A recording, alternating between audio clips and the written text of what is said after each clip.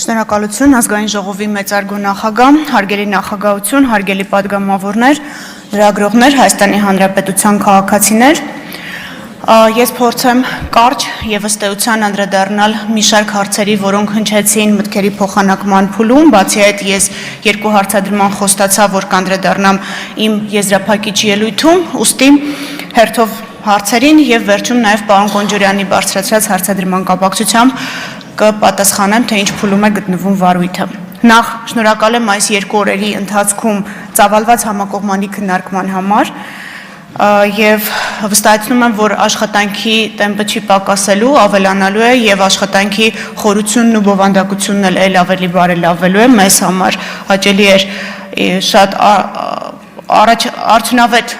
քննադատության կոնտեքստում լսել նաև որոշակի թույլ նշмарվող գովասանք եւ մեզ համար դա պարտավորեցնող է հաղորդման բովանդակության վերաբերյալ չենք իջեցնելու այլևս նշաձողը եւ հաջորդիվ ազգային ժողովին ներկայացվող հաղորդումները բովանդակային առումով ել ավելի վերլուծական եւ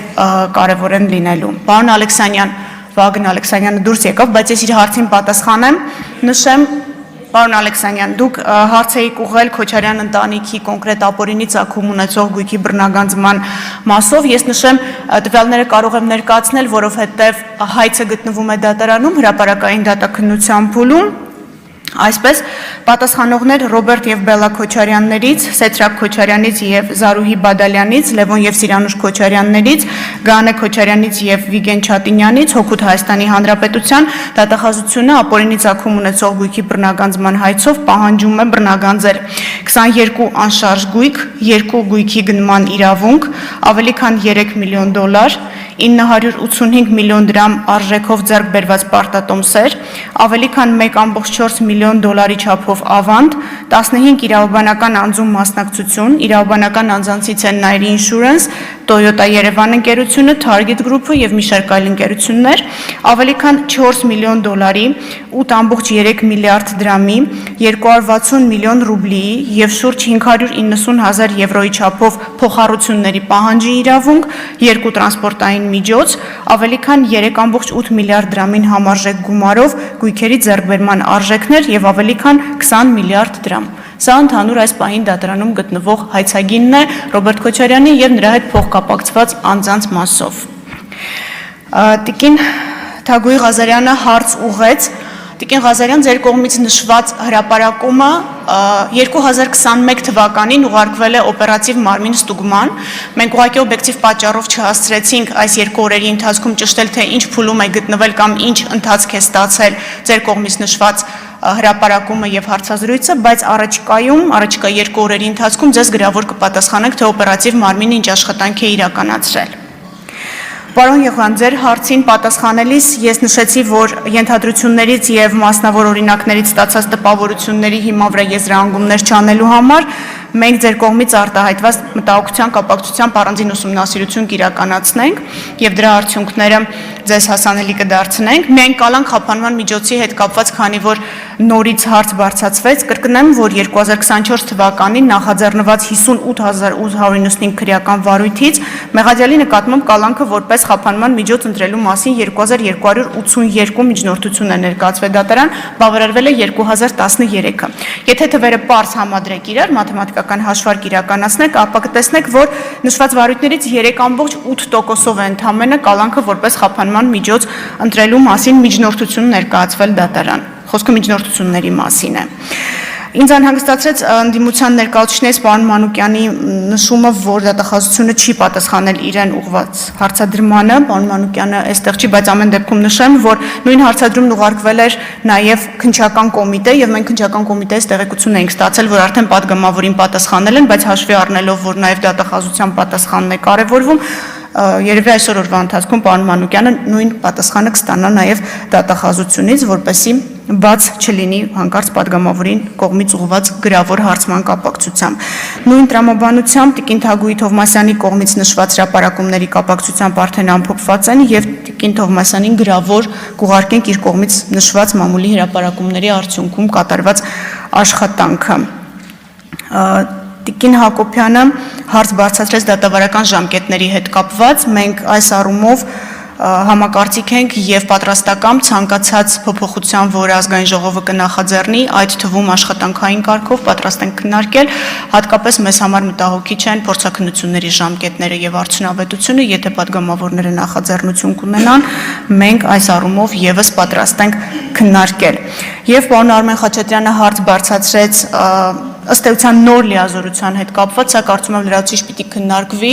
որովհետև դուք ըստ էության ակնկալում եք դատախազությունից գոնե ձեր բանավոր խոսքից ես հասկացա մի բան, որը մեր գործառույթների մեջ կարծես թե այս պահին չկա, լրացուցիչ կարող ենք քննարկել, եթե դուք ներկայացնեք օրենսդրական նախագիծ, դա եւս գալիս է դատախազություն, կարող ենք նաեւ աշխատանքային կարգով քննարկել։ Պարոն Կոնջորյան, դուք մի հարցի անդրադարձակ, որի կապակցությամբ ես կցանկանայի ժամանակն օգտագործելով շատ կարճ ուղղակի նշել, քանի որ նաև պարոն Մինասյանի կողմից բարձրացվեց հարցը եզրափակիչ ելույթի ընթացքում, թե ինչպես է տնօրինվում ապօրինի գույքը, նշեմ, որ բոլոր գույքերը, որոնք վերադարձվել են Հայաստանի Հանրապետությանը, ամրացվում են պետական գույքի կառավարման կոմիտեին։ Բոլոր այն գույքերը, որոնք վերադարձվում են համայնքին, մեր կողմից գրությամբ լրացուցիչ տեղեկացվում է տարածքային կառավարման եւ ենթակառուցվածքների նախարարը համայնքի բալանս նման գույքի վերադարձի մասին։ Ես մի քանի օրինակ կնշեմ, պարոն Կոնջորյան, որ նաև ձեզ համար պարզ լինի, թե ինչ ձևով է գույքը տնօրինվում, դա միայն դրամական միջոցներ չեն, որոնք մուտք են արվում վերականգնված միջոցների միասնական հաշիվ, դա օրինակ հայտնի AOX-ի շենքն է, որը